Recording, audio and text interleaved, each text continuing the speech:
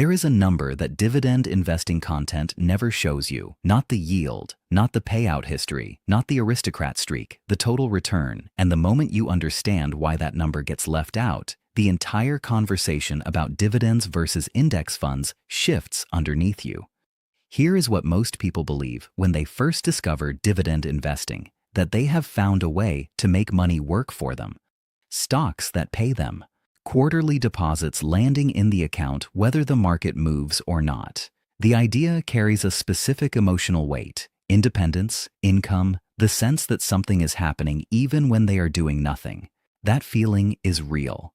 The math behind it is where things get complicated. Because here is what a dividend actually is, and this is the part that does not make it into the YouTube thumbnails. A dividend is not income the company generates for you on top of your investment. It is a portion of your investment returned to you in cash. The moment a company pays a dividend, its stock price drops by exactly the amount of that dividend, dollar for dollar. The company's total value did not increase. A portion of it moved from inside the company into your brokerage account. And in a taxable account, you now owe tax on money that was already yours. Read that again slowly. You are not being paid. You are being handed your own money, and handed a tax event along with it. This is called dividend irrelevance theory. Franco Modigliani and Merton Miller formalized it in 1961. Both went on to win the Nobel Prize in economics. The core argument: in an efficient market, a company paying a dividend and a company retaining those earnings and reinvesting them should produce identical shareholder wealth. The form of the return changes. The total return does not. This is not a fringe position. It is foundational corporate finance, and most dividend content simply does not mention it. So why does dividend investing feel so powerful? Because of something the brain does with visible cash.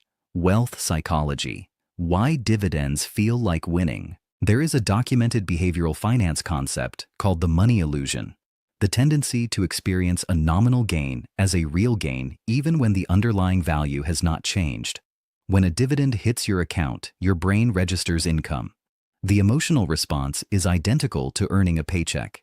The fact that your portfolio value dropped by the same amount in the same moment does not register with the same emotional weight, because the drop happens quietly in a number you are not watching, while the deposit arrives loudly in a number you check every day. This is not weakness. It is how human beings process financial information. And the entire dividend content industry is built on that gap between how wealth accumulation feels and what it actually does. Now here is what most people watching this are about to think. But what about compounding? What about reinvesting dividends? Doesn't that change the math? It does not change it the way you think, and this is where the real number enters the conversation. The S&P 500 has delivered an average annual total return, price appreciation plus dividends reinvested, of approximately 10% over the long run. A broad index fund tracking the S&P 500 captures that return with near zero cost. A dividend-focused portfolio, even one built from the S&P dividend aristocrats, companies that have raised dividends for 25 consecutive years, has historically delivered a total return that is competitive in certain periods and lags meaningfully in others. Vanguard published research in 2023 examining factor tilts, including dividend yield over extended periods. The conclusion: dividend-focused strategies have not consistently outperformed the broader market on a total return basis. The income feels like outperformance. The compounding often is not. That said, and this is where I want to be precise, the data is not a complete verdict. Some dividend strategies, particularly those focused on dividend growth rather than high current yield, have shown risk-adjusted returns that are defensible. The research is genuinely mixed on this. What is not mixed is the illusion that a dividend payment represents something above and beyond what the market is already delivering. The high-yield trap. Something is saving you from a mistake right now, and you may not know it yet. High-yield dividend stocks, the ones paying 7, 8, 9% annually, are the most seductive and the most dangerous corner of this conversation. A company paying a 9% dividend yield is not being generous. It is almost certainly in distress. Its stock price has likely fallen significantly, which mathematically pushes the yield up even as the company's financial health deteriorates. This is called a yield trap, and it has destroyed more retirement accounts than almost any other single investing mistake. Investors chase the income. The dividend gets cut. The stock falls further. The total return is catastrophic. The yield was never real income. It was a distress signal wearing a payout's clothes. If you are finding the actual mechanics of this useful, not the version that makes dividend stocks sound like a guaranteed income machine, but the real math underneath, go ahead and hit like. This kind of content takes longer to build than a headline that tells you what you want to hear. What index funds actually do. A total market or S&P 500 index fund does something that sounds simple and is actually one of the most powerful financial mechanisms ever made available to ordinary people. It captures the return of the entire market, not the best stocks, not the dividend payers. The whole thing, weighted by market capitalization, rebalanced automatically at a cost that in many cases approaches zero. Fidelity's zero funds charge no expense ratio at all. Vanguard's flagship funds sit between 3 and 4 basis points annually. That is $3 to $4 on every $10,000 invested per year. The compounding advantage this creates is not dramatic in year one. It becomes dramatic over decades. John Bogle, who founded Vanguard and created the first index fund available to retail investors in 1976, spent decades making a single argument: costs compound in reverse. Every dollar paid in management fees, transaction costs, and tax drag is a dollar that does not compound forward. Index funds win over long periods not because they are smarter than active management. They win because they are cheaper, and in investing, cheaper is almost always the same as better. Save this video.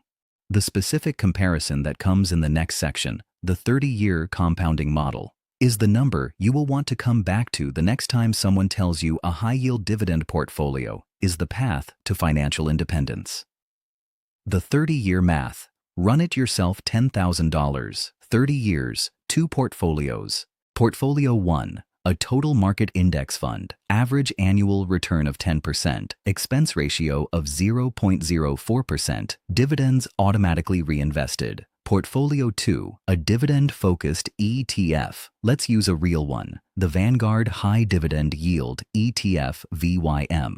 Average annual total return over its history of approximately 8.5 to 9%, depending on the measurement window. Expense ratio of 0.06%. The gap in annual return looks small, 1 to 1.5 percentage points. At 30 years, $10,000 at 10% compounded becomes $174,000. At 8.5%, the same $10,000 becomes $111,000. That is $63,000 of difference on a $10,000 starting position. Scale that to $100,000 and the gap becomes $630,000 from a seemingly small difference in annual return over the same 30 years with no additional contributions. This is not an argument against dividend stocks. This is the argument for understanding total return before you fall in love with yield. Now here is the thing most of this conversation misses entirely. Who dividend stocks actually serve? There is a specific kind of investor for whom dividend stocks are not just emotionally satisfying, but functionally correct. The retiree who needs income without selling shares. Someone in the distribution phase of their financial life, no longer accumulating, now drawing down, who needs predictable cash flow without the sequence of returns risk that comes from selling index fund shares in a down market. For that person, a well-constructed dividend portfolio of stable, growing payers is not a mistake. It is a genuine solution to a genuine problem that index funds handle less elegantly. The behavioral investor who cannot stay the course through volatility. An index fund that returns 10% annually is only valuable if the investor holds it through the crashes. A 2020 study published in the Journal of Financial Economics found that retail investors systematically underperform the funds they hold because they sell during downturns and buy during rallies. If dividend income, the quarterly deposit, the feeling that something is working, is what keeps a person in the market through a 40% drawdown, then the behavioral value of that income is real and should be counted. A 10% annual return that the investor panics out of in March 2020 is not a 10% annual return. The person building a specific income-generating business. Some investors are not trying to maximize terminal wealth. They are trying to build a cash-flowing asset that functions like a business, predictable, growing income with capital preservation. That is a different goal than wealth maximization, and dividend strategies serve it more directly. The math favors index funds for wealth accumulation in most scenarios. The right tool depends on what you are actually building. You have now made it to the part of this video that most people clicking a dividend versus index fund title never reach, because most of those videos are built to confirm whatever the viewer already believed. This channel is for people who would rather have the uncomfortable math than the comfortable story. If that is you, subscribing is the simplest way to stay in the conversation. The real math nobody shows you. Tax drag. Here is what the 30-year model above did not include, because including it makes the dividend case look significantly worse. Tax drag. In a taxable brokerage account, dividends are taxed in the year they are received, whether you wanted the cash or not. Qualified dividends are taxed at long-term capital gains rates, which sounds favorable until you realize you have just been forced into a taxable event on money you did not choose to withdraw. An index fund, by contrast, generates minimal taxable events. You control when you realize gains. Vanguard Research has estimated that tax drag from dividends in a taxable account can cost investors between 50 and 100 basis points per year, depending on their tax bracket. Over 30 years, at the compounding scale described above, that drag compounds into a number that makes the yield look even less attractive than the headline return comparison suggested. In a tax-advantaged account, an IRA, a 401k, this distinction disappears. Inside a Roth IRA, dividend income and capital gains are both irrelevant because growth is tax-free. Inside a traditional IRA, both are deferred. The tax drag argument applies specifically to taxable accounts, and it is one of the most consistently underweighted factors in the dividend versus index fund conversation. What the wealthiest families do, and what it actually means. Here's the question this video cannot fully answer, and I want to name it honestly rather than pretend the math closes everything. The ultra-wealthy, families with generational wealth, endowments, sovereign wealth funds, do not hold Vanguard index funds as their primary vehicle. They hold concentrated positions in cash-flowing businesses. They structure for income. They think in dividends and distributions in ways that look nothing like the index fund playbook.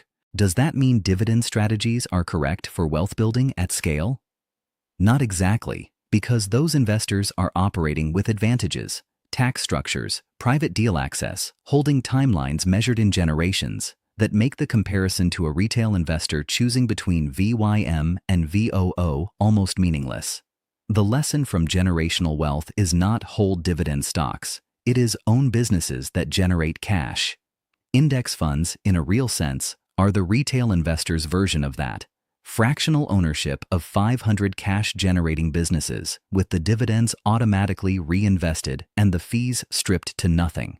The question that should stay with you after this video: are you chasing income because you need it, or because it makes you feel like you are doing something real? That difference between needing income and needing the feeling of income is where most of the mistakes in this conversation live. The video this one opens into is the one on sequence of returns risk, the specific mechanism that makes dividend income genuinely valuable in retirement and index funds genuinely dangerous without a drawdown strategy. That is a conversation that requires its own space to get right. It is the next one on this channel. Share this with the specific person in your life who is about to pour money into a high-yield dividend ETF, because the quarterly deposits feel like passive income, not because they are wrong to want income, because they deserve the actual math before they commit. The comment I expect to appear under this video within the first hour: but dividend aristocrats have outperformed the market over the last 30 years. They have not On total return, they have underperformed the S&P 500 over most 30-year windows. But pull your own data and tell me what you find. If you have a window where the aristocrats win on total return, post it. I want to see it. What changed in how you think about dividends after watching this? And are you in the accumulation phase or the distribution phase? That determines almost everything about which answer is right for you.